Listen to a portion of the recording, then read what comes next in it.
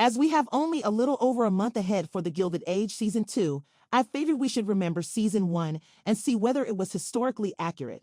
The show has received both praise and criticism for its depiction of America's famous era.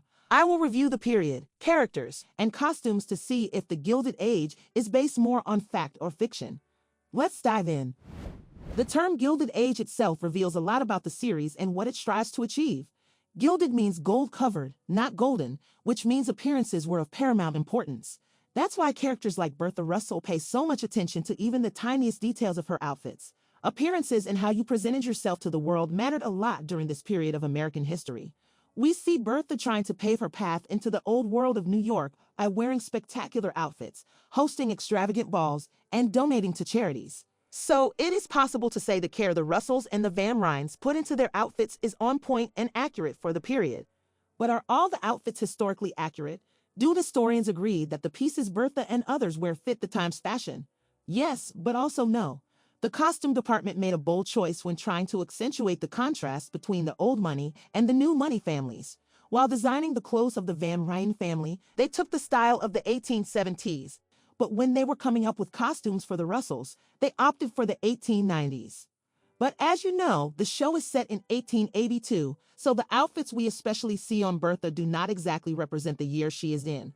Instead, we see the transformation that the Gilded Age has brought through her outfits. I'm guessing they did this to show us the significant difference between the two families and what it means to come from old and new money. It works perfectly. But is it historically accurate? I can't say yes. What about the history of the period? Did getting a box at an opera house really matter for people like Bertha? Yes, it did. The conservatives of the period cherished the Academy of Music because it was small and inconvenient, which meant it would keep out the new people of New York. In the series, we see Bertha attending the opera as a guest and soon discovering that all her wealth can't buy her a private box because these boxes are occupied by New York's oldest and most prominent families. Having money wasn't enough. One historian says going to the opera during this time was a social battle. Where you sat, what you wore, and who saw you do these mattered a lot. So seeing people like Bertha struggling with this is historically entirely accurate. The opera house was just one example. The Gilded Age is full of moments in which historical realities are mixed with our characters' fictional pursuits. For instance, Bertha keeps mentioning how her new chef is French and how her house is designed to emulate grand European houses. This is an excellent reflection of the era because the newcomers of New York, indeed, built mansions in the European style. The rich people of the period took pride in emulating the courts of Europe and the British aristocracy. I could give 1,000 examples like this, but I should also point out things that the Gilded Age does not do well. Peggy's relationships with Marion and Agnes are pretty anachronistic. Marion and Peggy are over 20 years old, and being unmarried at their age would not be expected. Also, this period was right after the Civil War, and black and white women still lived very segregated lives, so their friendship is also unlikely to have happened. It's unrealistic for a woman like Agnes to have a black woman in her house since most white women of the time would never have one in their house. And very few black women lived on the Upper East Side during that period anyway. Of course, this doesn't mean artists shouldn't take liberties with their work. This is not a historical documentary, so differences are only natural. This becomes more apparent when discussing certain historical personalities the Gilded Age bases some of its characters on. Bertha, for example, is based on Alva Belmont, also known as Alva Vanderbilt, a multi-millionaire American socialite of the Gilded Age. Alva's husband, William, inherited a great fortune from his grandfather, who amassed his fortune with the shipping and railroad industries.